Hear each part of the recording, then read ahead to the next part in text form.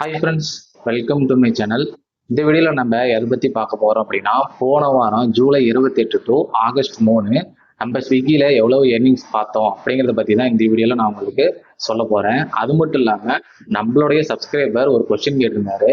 So அது என்ன அப்படின்னு வந்து பார்த்தீங்கன்னா, ப்ரோ நான் வந்து பார்த்தீங்கன்னா ரிஃபைன் மூலிமா இந்த வாரத்துடைய வீக்லி பே அவுட் எடுத்துட்டேன். பட் நெக்ஸ்ட் வாரம் ஓட்டும் போது எனக்கு அதோடைய வீக்லி பே அவுட்டுமே எடுக்கிறாங்க. ஸோ அது என்ன ரீசன், எப்படி வந்து ரிஃபைனில் நம்ம எடுக்கக்கூடிய சேலரியை கால்குலேஷன் பண்ணுவாங்க அப்படின்னு ஒரு டவுட் வந்து கேட்டிருந்தாரு. ஸோ அதை பற்றி இந்த வீடியோவில் நான் உங்களுக்கு கிளியராக சொல்ல போகிறேன். நீங்கள் நம்ம சேனலுக்கு புதுசாக இருந்தீங்க அப்படின்னா சேனலை மறக்காமல் சப்ஸ்கிரைப் பண்ணிக்கோங்க.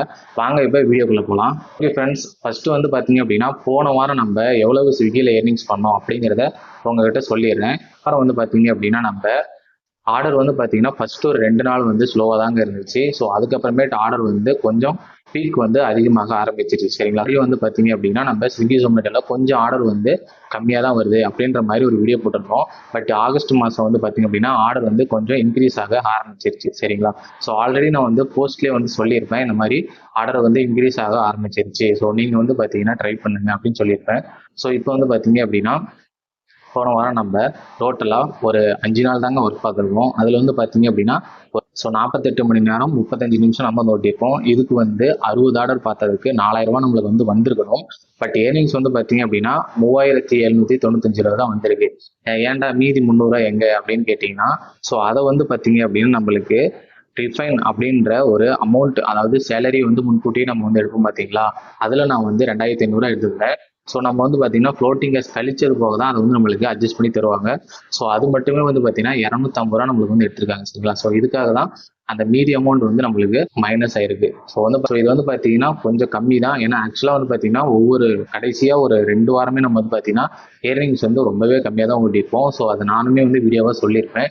என்ன காரணம் வந்து பார்த்தீங்கன்னா ஆர்டர் வந்து கொஞ்சம் கம்மியாக வந்தது. ஸோ இந்த வாரம் நம்ம வந்து ஓடக்கூடாது அப்படின்ட்டு மார்னிங்லேருந்தே நம்ம வந்து ஓட்ட ஸ்டார்ட் பண்ணிட்டோம். ஸோ நம்மளுடைய டார்கெட் வந்து பார்த்தீங்க அப்படின்னா 140 ஆர்டர் இந்த வாரம் ஓட்டியே ஆகணும். ஸோ அடுத்த வாரம் வந்து பார்த்தீங்கன்னா கண்டிப்பாக நம்ம வந்து 140 ஆர்டர் ஓட்டி 10,500 ஏர்னிங்ஸ் பண்ண வீடியோ கண்டிப்பாக வந்து அப்லோட் பண்ணுங்க. சரிங்களா? ஸோ அடுத்தது வந்து பார்த்தீங்க அப்படின்னா நம்ம சப்ஸ்கிரைபர் ஒரு கொஸ்டின் கேட்டிருந்தாரு. ஸோ அது என்ன அப்படின்னா ப்ரோ எனக்கு ஒரு டவுட்டு, ரிஃபைன் ஆப்பில் இந்த வீக் ஒர்க் பண்ண பணம் தானே நம்ம அட்வான்ஸாக எடுக்கிறோம். அப்படி இருக்கும்போது நெக்ஸ்ட் மந்த்து எதுக்கு அவங்க நம்ம சேலரியில் இருந்து மைனஸ் பண்ணுறாங்க, ப்ளீஸ் சொல்லுங்க அப்படின்னு சொல்லியிருக்காங்க. மீன்ஸ் இதுக்கு வந்து பார்த்தீங்க அப்படின்னா ரிஃபைனில் நீங்கள் முன்கூட்டியே சேலரி எடுக்கிற மாதிரி இருந்தது அப்படின்னா நீங்கள் கண்டினியூஸாக 4 வீக்ஸ் வந்து ஒர்க் பார்த்துருக்கணும். ஸோ அப்போ தான் வந்து பார்த்தீங்கன்னா உங்களுக்கு ரிஃபைனில் அந்த அமௌண்ட் வந்து ஆட் ஆகும். சரிங்களா? உதாரணத்துக்கு நீங்கள் 4 வாரம் கண்டினியூவாக ஒர்க் பார்த்துட்டீங்க. இந்த வாரம் உங்களுக்கு ரிஃபைனில் அட்வான்ஸ் அமௌண்ட் தேவைப்படுது அப்படின்னா நீங்கள் எவ்வளவு உங்களுடைய அக்கௌண்ட்டில் போன வாரம் வந்து கிரெடிட் பண்ண வச்சுருக்கிறீங்களோ அதை பொறுத்து தான் உங்களுக்கு அமௌண்ட் வந்து அவங்க ஆட் பண்ணுவாங்க. உதாரணத்துக்கு நீங்கள் உங்கள் அக்கௌண்ட்டில் போன வாரம் ஒரு 5000 கிரெடிட் பண்ணியிருந்தீங்க அப்படின்னா இந்த வாரம் உங்களுக்கு அதே 5000 வரைக்கும் உங்களுக்கு வந்து லிமிட் தருவாங்க.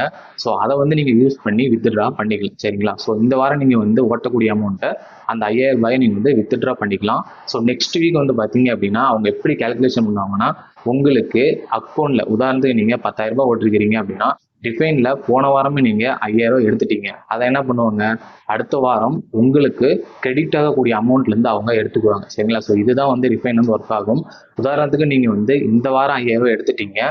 பட் இந்த வாரம் வந்து ஒரு 7000 தான் ஓட்டிருக்கீங்க. அதையும் நீங்கள் வந்து ஃப்ளோட்டிங் கேஷ்லேயே வந்து ஒரு 4000 எடுத்துட்டீங்க அப்படின்னா மீதி எவ்வளோ இருக்கும், 3000 தான் இருக்கும். ஸோ அந்த 3000 வந்து உங்கள் அக்கௌண்ட்டு கிரெடிட் ஆக விட மாட்டாங்க. அடுத்த வாரம் ரிஃபைண்ட் அவங்க அதை பிடிச்சிக்குவாங்க. சரிங்களா? ஸோ இந்த மாதிரி தான் இது வந்து ஒர்க் ஆகும். ஒரு சிலர் வந்து பார்த்தீங்கன்னா ப்ரோ எனக்கு வந்து எக்ஸ்ட்ரா பிடிக்கிற மாதிரி இருக்கு அப்படின்லாம் வந்து என்கிட்ட கமெண்ட் பண்ணி கேட்பாங்க. இல்லை நான் நேர்லையுமே வந்து கேட்பாங்க. பட் எக்ஸ்ட்ரா வந்து ரிஃபைனில் நம்மகிட்ட ஒருபோதும் அமௌண்ட் பிடிக்கவே மாட்டாங்க.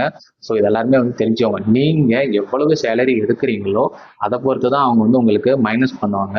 அது மட்டும் இல்லாமல் நீங்கள் ஃப்ளோட்டிங் கேஷ்லேயே வந்து பார்த்தீங்கன்னா ஒரு 3500 4000 வரைக்கும் எடுத்துருவீங்க. சரிங்களா? ஸோ அதையும் நீங்கள் வந்து கணக்கு போட்டு பாருங்க, கரெக்டாக இருக்கும். சரிங்களா? சிலர் வந்து ரிஃபைனில் ஒரு 1000 இல்லைனா 1500 இந்த மாதிரி பிட்டாக வந்து எடுப்பாங்க. பட் அந்த வாரம் வந்து சரியாக ஓட்டியிருக்க மாட்டாங்க. அடுத்த வாரம் வந்து கரெக்டாக ஓட்டுவாங்க. ஆனால் அது வந்து பார்த்தீங்கன்னா மைனஸ் ஆகிட்டே வரும். ஸோ அதை வந்து பார்த்தீங்கன்னா ஒரு பிரச்சனையும் இல்லைங்க. நீங்கள் ஓட்டக்கூடியதை வந்து மைனஸ் பண்ணிக்கிட்டு தான் வருவாங்க. பட் உங்ககிட்ட எக்ஸ்ட்ரா எந்த அமௌண்ட்டும் எடுக்க மாட்டாங்க. ஸோ இது வந்து நல்லா வந்து தெரிஞ்சுக்கோங்க.